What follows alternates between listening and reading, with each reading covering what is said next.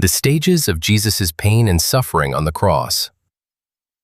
From the Garden of Gethsemane to the final breath on Golgotha, the suffering of Jesus Christ was total, encompassing body, soul, and spirit.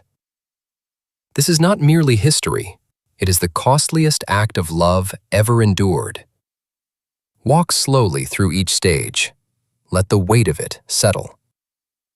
A devotional reflection. Stage 1. The emotional and spiritual agony of Gethsemane. Before a single lash fell, Jesus was already in agony.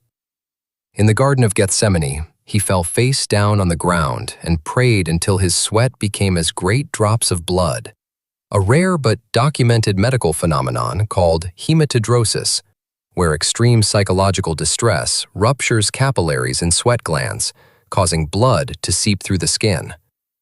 His pores were literally bleeding under the crushing weight of what was coming. He trembled, cried out, and asked if there were any other way. There was not, and he chose to stay. My soul is overwhelmed with sorrow to the point of death. Matthew chapter 26, verse 38. Stage 2. Betrayal, isolation, and injustice. Betrayed by a friend. Judas greeted Jesus with a kiss, the ancient sign of affection, and handed him to armed soldiers. The sting of intimate betrayal compounded his suffering before any physical blow landed. Abandoned by his own, every disciple fled into the darkness. Peter denied him 3 times before dawn. Jesus faced the most brutal night of human history entirely alone, surrounded by enemies. A mockery of justice. He was tried illegally, at night, without proper witnesses, before judges who had already decided the verdict. False testimony was accepted. Truth was on trial, and truth was condemned. The emotional devastation of this stage, the loneliness, the injustice, the betrayal, was itself a form of suffering few can fathom. And it had only just begun. Stage 3. Public humiliation and mockery. Before the beatings intensified, Roman soldiers stripped Jesus, draped him in a scarlet robe in grotesque parody of royalty, and pressed a crown of thorns into his skull. The thorns, likely 2 to 3 inches long, pierced the scalp, one of the most densely nerve-rich surfaces of the human body, triggering immediate bleeding and searing pain with every movement of his head. They spit on his face. They struck him across the head with a staff, driving the thorns deeper. They knelt before him in mockery, laughing. The creator of the universe was made the object of ridicule by the very creatures he formed with his hands.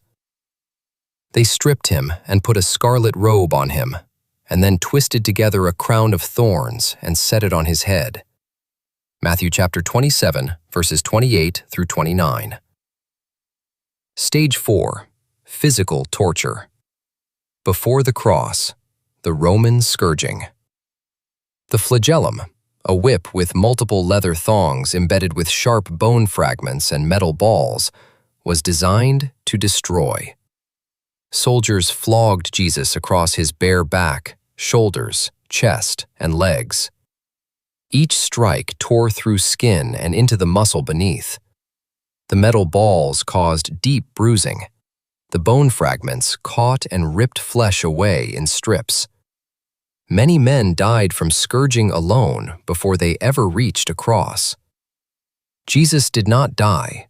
He endured it fully so he could endure more. What the body experienced. Deep lacerations exposing muscle and bone. Severe blood loss and early shock.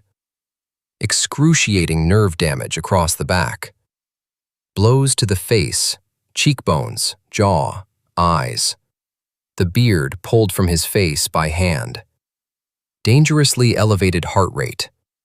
The body entering traumatic stress response. Stage 5. Carrying the crossbeam.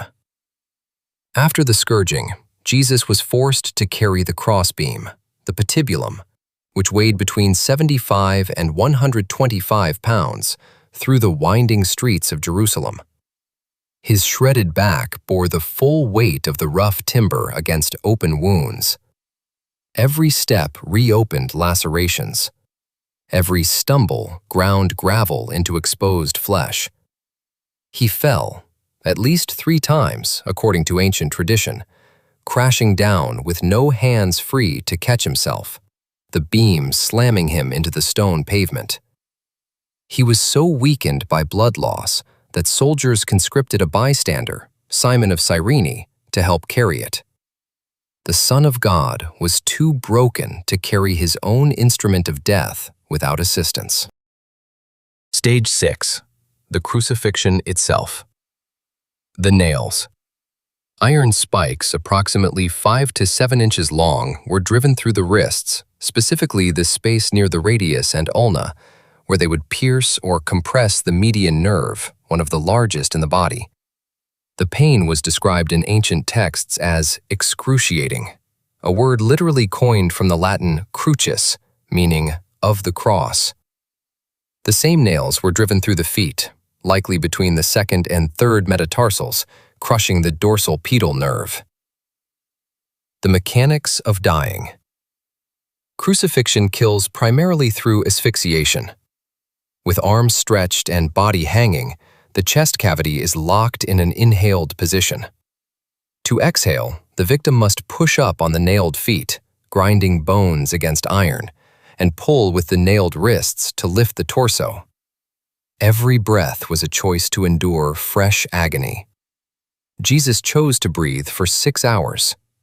Every word he spoke from the cross cost him unspeakable pain to produce. The shoulder dislocation.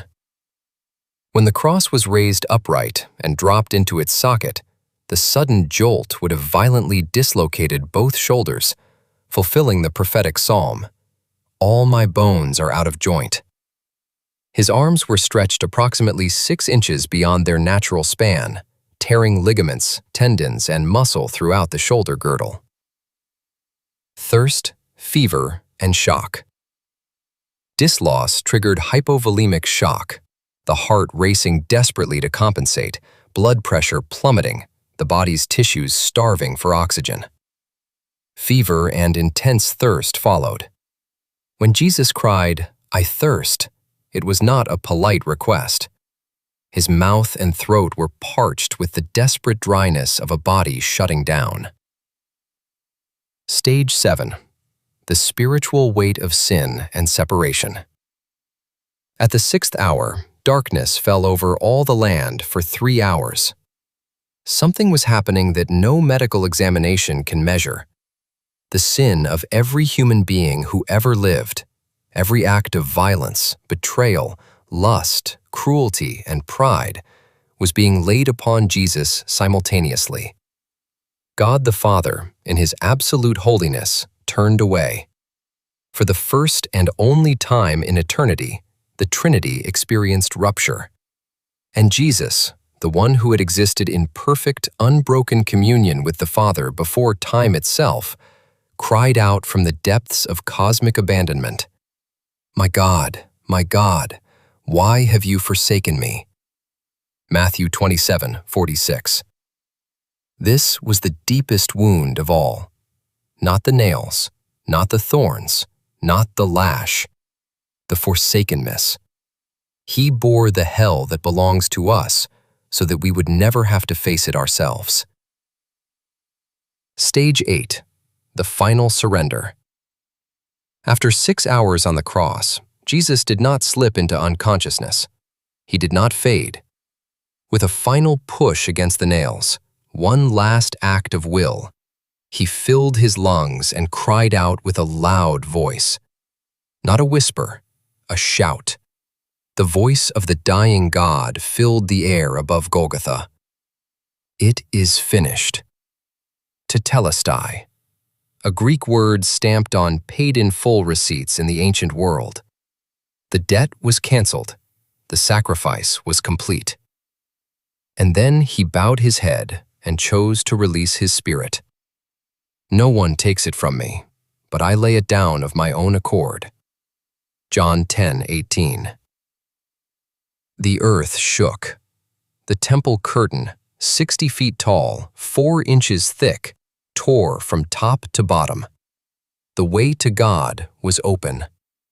And a Roman soldier, watching it all, said the truest things said that day. Surely this was the Son of God. The big picture. Why does any of this matter? Because he did not have to. Every moment on that cross was a voluntary act of love. He could have called 10,000 angels. He could have stepped down. He stayed, for you, by name, knowing every sin you would ever commit, and he stayed anyway. He took our punishment. The wrath that our sin deserved fell entirely on him. Justice was satisfied. We go free, not because sin doesn't matter, but because Jesus paid the price in full. He bore our shame. The humiliation, the nakedness, the mockery. He absorbed it all so that we could stand before God clothed in his righteousness, with nothing left to be ashamed of. He conquered death. 3 days later, the tomb was empty. The suffering was real, but it was not the end.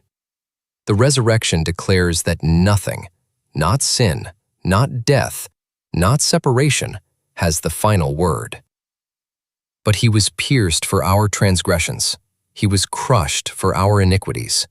The punishment that brought us peace was on him, and by his wounds we are healed. Isaiah 53:5.